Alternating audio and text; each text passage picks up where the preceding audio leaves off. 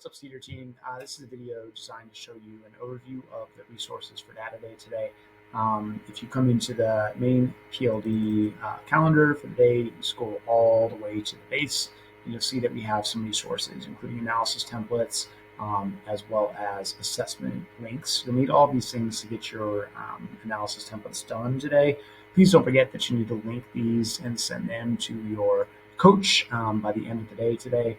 And you'll be working on them in your department times. So one thing that's kind of cool is that the home office have built us these analysis templates that are much more specific and precise to each content area. I think that's been a really big value add.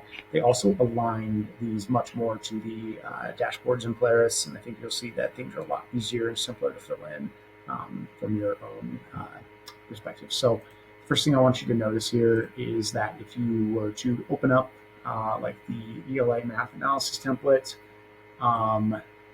there are within each one of your personalized documents a set of key resources. I urge you to make sure that you don't skip over this page, that you see what's here, and that you are using it to access the information that you need and to problem solve if any questions come up. This document, MS Data Day, Access Your Data, is actually like a pretty helpful document, especially if you're feeling stuck on something, you're not quite sure where something lives. I would read through that. There also are some kind of interesting resources in the ANET template and platform itself that I won't get into, but that this document covers, so don't forget about it. You're going to want to click into the standards analysis dashboard. You can click it here. I've already got it open just to save a little bit of time. It's under 2023 reports, IA finals, standards analysis. You're going to want to click into it. And I want you to have this pulled up in this really specific way for your data today. It's kind of important. So bear with me while it loads. It's a little bit slow, but it is holding a lot of information. So I don't know what this looks like for teachers. My data might preload your data. That would be cool if it did. For me, it doesn't do anything. So I have to go to all data, which is fine.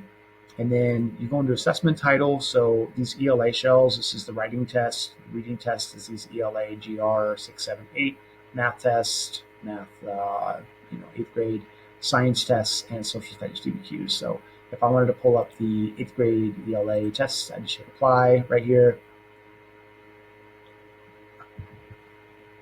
You can zoom in and narrow to more specific rubric rows if you want to, but I like leaving that at all. Move from network to school. The school-based data is much more important. In this case, filter out all of the other schools.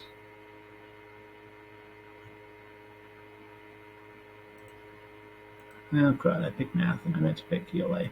There is no math test, that's why SQL wasn't showing up. So I zoom back to the ELA test.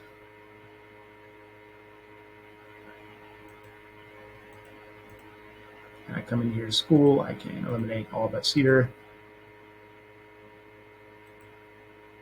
Hit apply.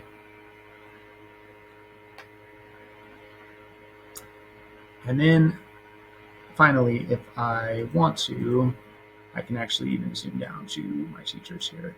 So then up top, you'll see that there is a teacher breakdown for each standard. 8th grade, I made another video to explain why this is not really accurate for 8th grade teachers across all subject areas at the moment. I'm hoping that's fixed soon. Probably not by today, though. So where everyone really can direct their attention to, it's the same thing. This is just teacher breakout here on the top, and then this is a whole grade level. This is useful and a great starting point for your data analysis. And you can see all the standards and student proficiency here on each one. It also breaks out MLL performance and student with disability performance. So that's kind of a neat resource. It's just really easy to track and follow. I would urge you not only to consider proficiency on these different standards, but also to look at the gaps between your overall and your MLL and student disability performance to make thoughtful decisions. There's two more things I want to show you in here. The first one is that you can click on the standard itself. So if I want to see performance on RI 8.2, you can click that, and then on the right-hand side, it will actually populate the school table where you can see where students performed and what they did. So here you can see students were really successful on question 3 on this test. About 227 students selected the correct answer.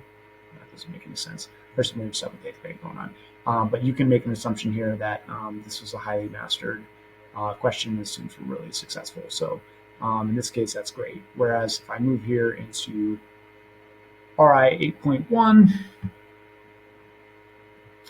I see that there was a wider variety of responses on this question that I'm going to want to dig a little bit more deeply into. So it breaks out again by teacher. If you're an 8th grade teacher, that might be less useful for you, but you can see the question is labeled here. So on any standards that have more than one question, you'll be able to see all of the questions broken out here on the right-hand side.